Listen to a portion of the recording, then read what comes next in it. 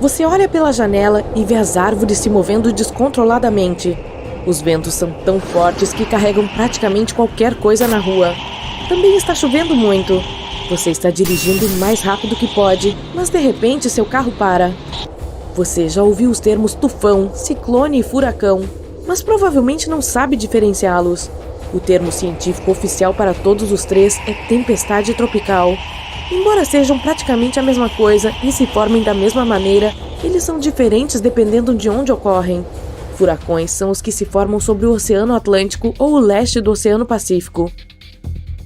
Ciclones tropicais atuam como turbinas de motor gigantes alimentadas pelo ar quente e úmido, e se formam apenas sobre corpos quentes de água do oceano perto do Equador.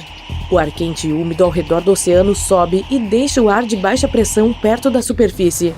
Por sua vez, o ar abaixo fica úmido e quente e também sobe. O ciclo continua com o ar quente empurrando para cima e pressionando o de baixa pressão perto da superfície, apenas para subir como ar quente e úmido.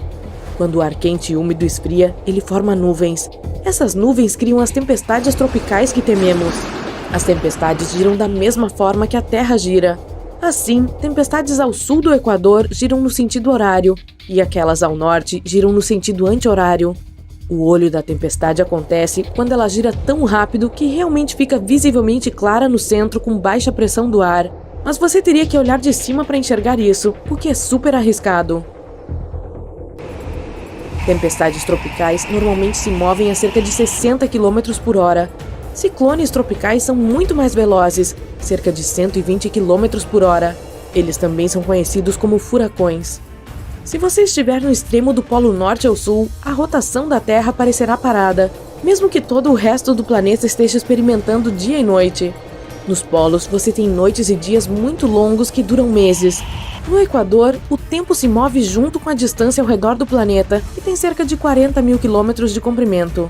O efeito Coriolis faz com que os padrões de vento que viajam longas distâncias ao redor da Terra pareçam se mover em uma curva em vez de uma linha reta. E devido à forma única do planeta, as velocidades são diferentes. Isso também afeta a força de Coriolis e furacões. Como não há curvatura do caminho do objeto medida em relação à superfície da Terra no Equador, a força de Coriolis é igual a zero. A formação de furacões depende da água morna profunda do oceano. Tudo acontece nas camadas médias úmidas da atmosfera, com uma atmosfera fria no topo. Também é preciso um pouco de vento baixo e algum distúrbio superficial. E pode se estender cerca de 480 km de distância de um grande corpo de água onde está o centro de um grande furacão.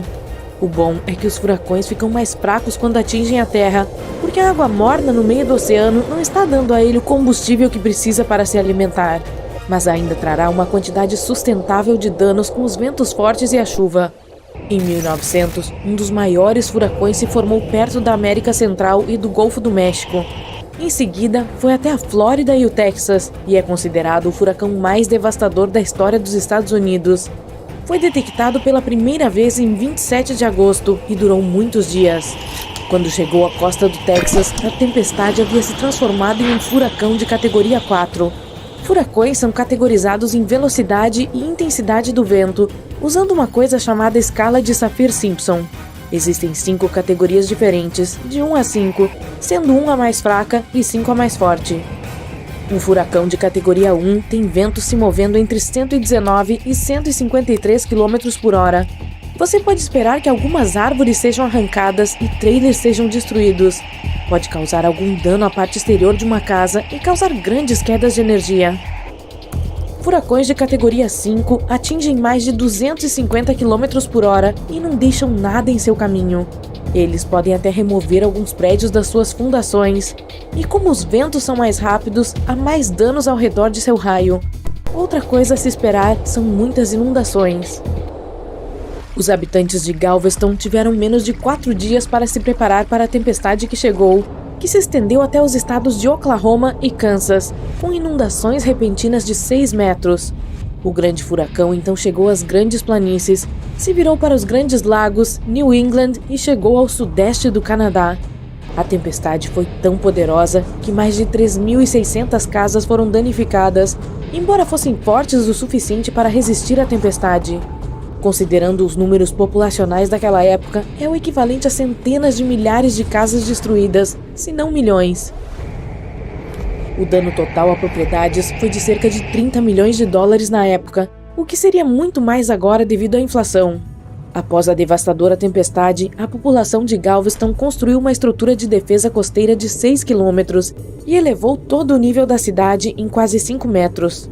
Posteriormente, eles elevaram as estruturas de defesa costeira para 16 quilômetros por precaução.